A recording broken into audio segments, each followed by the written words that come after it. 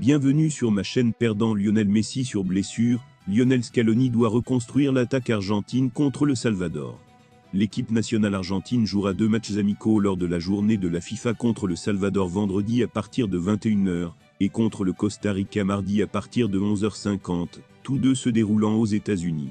Avant de continuer, prends le temps de souscrire et appuyer sur la touche de notification pour les futures vidéos. La triste nouvelle pour Lionel Scaloni est son absence pour cause de blessure, dont Lionel Messi est le plus sensible. De cette façon, DT doit réorganiser l'attaque et avoir 4 noms pour 3 positions. La dernière fois que l'OO n'a pas participé à un match avec Albiceleste depuis le début, c'était le 12 octobre, quand il est sorti du banc contre le Paraguay. À cette occasion, Scaloni a choisi de jouer avec un double 9, avec Julián Álvarez d'un côté, Lautaro Martínez au centre et Nicolás González à gauche.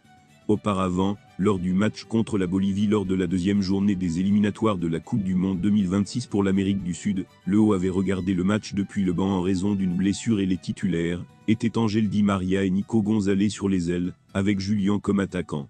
Compte tenu de la perte de Messi et Paulo Dybala sur blessure, le duo composé de Julián Álvarez et Lautaro Martínez a pris de la force pour se lancer directement dans le match contre le Salvador. La Arana et El Toro ont partagé le terrain lors de 6 matchs, contre le Chili et la Bolivie en 2021, contre la Jamaïque et l'Arabie Saoudite en 2022, et contre le Paraguay et l'Uruguay en 2023. Dans ces matchs, il n'y a qu'un seul lien entre eux et ils se sont terminés par un but. Contre la Jamaïque, Lautaro a aidé Julián marquer le premier but du match. Le héros du match était Luis Suárez, qui avec 2 buts a apporté la victoire à son équipe. Avec cette performance, il mérite d'être nommé joueur de la semaine de la 5e semaine, récompense qu'il remporte pour la 2e fois après avoir été décerné lors de la 3e journée de compétition. Ce qui est curieux, c'est que Luco est entré en jeu et n'a joué que les 30 dernières minutes, mais cela suffit pour montrer qu'il est toujours une star.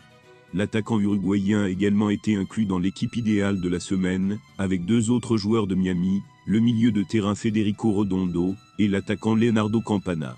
Suárez, qui a marqué 4 buts cette saison en MLS, 6 toutes compétitions confondues, est entré en jeu en seconde période à la 62e minute, et a marqué son premier but à la 72e minute grâce à la passe décisive de Campana, alors que le 2e but arrivait à 85 minutes. En fait, le O devrait se reposer pour le reste du mois de mars, et se remettre de sa blessure aux ischio-jambiers. La star sud-américaine ne participera pas aux matchs amicaux de l'Argentine contre le Salvador, le 22 mars, et contre le Costa Rica 4 jours plus tard.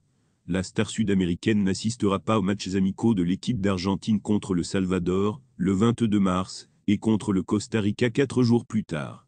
Nous savons à quel point le O est important pour l'équipe, combien il compte et représente au sein du club, a déclaré Campana. Nous ne pourrons probablement pas toujours compter sur lui et nous devrons résoudre le problème nous-mêmes. Merci d'avoir regardé cette vidéo, et je vous prie de laisser vos commentaires.